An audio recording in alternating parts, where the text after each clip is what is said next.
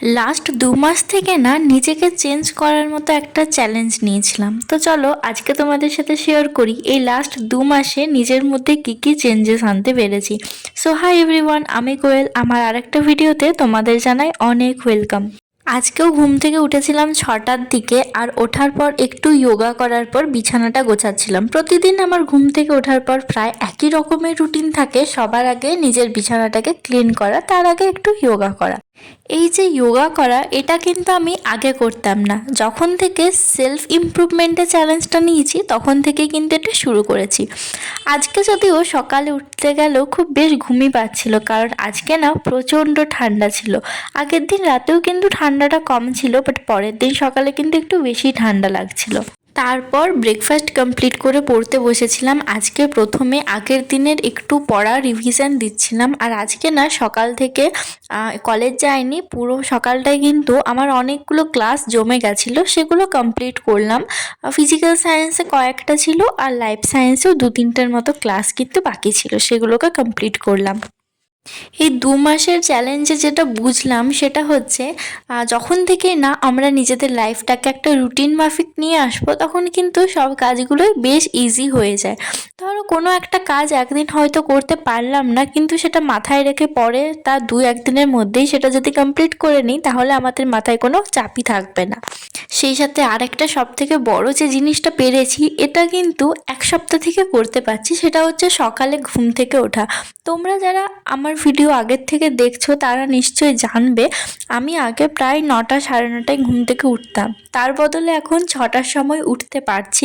অনেক চেষ্টা করার পর কিন্তু এটা একদম একটা অভ্যেসের মতো হয়ে গেছে। অতটা কষ্ট লাগে না, বাট আজকে যেমন একটু বেশি ঠান্ডা লাগছিল, সেজন্য না ইচ্ছে করছিল আর একটু গিয়ে ঘুমিয়ে পড়ি। কিন্তু ওই যে সেলফ কন্ট্রোলটা যখন থেকে করতে শিখে যাব, তখন কিন্তু কোনো কিছুই আমাদের কাছে আর কঠিন মনে হবে না। কারণ আমরা আমার মাইন্ডকে যেটা বলবো, মাইন্ড কিন্তু সেটাই করবে। আর সেলফ কন্ট্রোল করার জন্য কিন্তু সবথেকে বেশি এফেক্টিভ যেটা হচ্ছে, সেটা হচ্ছে মেডিটেশন করা। আর প্রতিদিন চেষ্টা করি একটু 5-10 মিনিটের মতো হলেও মেডিটেশন করা। এতে কিন্তু না বেশ শান্তিও লাগে মনটায়। তো চলো, মেডিটেশন করা, তার সাথে যোগা করা, সেলফ কন্ট্রোল, এসব তো হলো। তাছাড়াও যে জিনিসটা শিখেছি সেটা হচ্ছে টাইম মেনটেন করা, বা টাইম টেবিল হিসাবে পুরো দিনটাকে নিয়ে যাওয়া। এটা কিন্তু আমার কাছে সবথেকে বেশি এফেক্টিভ হয়েছে। যেটা সুন্দর একটা অভ্যেস তৈরি হয়েছে। মানে কষ্টটাকে না আর কষ্ট মনে হয় না। আগে না ভাবতেই পারতাম না সারাদিনে এতক্ষণ পড়তে পারবো, বা সারা দিনটাকে এতটা কাজে লাগাতে পারবো, যেটা এখন করতে পারছি। সো এই কটা জিনিস কিন্তু এই যে চ্যালেঞ্জটাতে বেশ শিখেছি, আর এটা কিন্তু আমার কন্টিনিউ চলতেই থাকবে। অবশ্যই যে 30 দিনের বা 70 দিনের চ্যালেঞ্জ ছিল সেটাকে শেষ করে দিলাম সেটা না। ইউটিউবে ভিডিও দেওয়ার জন্য স্টার্ট করেছিলাম ডিসেম্বর মাস থেকে। তো দেখো, হ্যাঁ, এখন না সকাল থেকে আর কিছু তুলতে পারিনি। তারপর না 3টার সময় দেখি আমার 999 সাবস্ক্রাইবার হয়ে গেছে, আর একজন হলেই হয়ে যাবে 1000। তো আমি তখন থেকে ফোনটা নিয়ে বসেছিলাম অনেকক্ষণ পর্যন্ত। সেই সাথে না আমি যে স্ক্রিন রেকর্ডিংটা অন করে রেখেছিলাম, ভাবছিলাম আমি যেন লাইভ সেটা দেখতে পাই। কিন্তু প্রায় আমি আধ ঘন্টা ফোন হাতে বসেছিলাম, আমার না একটা সাবস্ক্রাইবার বাড়েনি। তো মা বলল, থাক, চা টা খেয়ে নে, তারপর দেখবি হয়ে যাবে। দেখো, হ্যাঁ, বিকেলবেলাটাতেও কিন্তু আজকে প্রচণ্ড মেঘলা। সকাল থেকে এত কুয়াশা টাইপের ছিল, এটাকে না শহরাঞ্চলে ঠিক কুয়াশা না ধোঁয়াশা টাইপের হয়, এর জন্য আজকে সকাল থেকে প্লেনও বন্ধ ছিল। তো বেশ এই ঠান্ডায় ঠান্ডায় 1 কাপ চা খেতে কিন্তু ভালোই লাগছিল। আর চা খাওয়ার পর দেখি আমার 1000 সাবস্ক্রাইবার হয়ে গেছে। বাট তখন না আর ভিডিও করা হয়নি, কিছুই করা হয়নি, জাস্ট নর্মাল। বাট অনেকক্ষণ পর্যন্ত ফোনটা হাতে নিয়ে বসেছিলাম যদি হয়, বাট হলো না, কি আর করব। তো দেখো, বিকেলবেলায় মা একটু ডাল দিয়ে বড়া ভাজা বানিয়েছিল, সেটা খেলাম। তারপর রাত্রে ঘুগনি হয়েছিল, সে ঘুগনি দিয়ে মুড়ি খাচ্ছিলাম। ঘুগনি মুড়ি খেতে না কিন্তু আমার বেশ ভালো লাগে। খাওয়া দাওয়া কমপ্লিট করার পর আমার সেকেন্ড স্লটে পড়তে বসেছিলাম 7টা থেকে 10টা পর্যন্ত। 10টার পর খাওয়া দাওয়া করে আর 1 ঘন্টার মতো পড়েছিলাম, মানে ওই প্রায় 11টা পর্যন্ত আজকে পড়েছিলাম। আর আজকে অনেক দিন পর আমি টেক্সট বইটা পড়ছি, কারণ এই যে চ্যাপ্টারটা আজকে করছিলাম ওটা না টেক্সট বইয়ে অনেক দিন আগে পড়া হয়ে গেছিলো, সেজন্য না ঠিক অতটা হয়তো মাথায় ছিল না।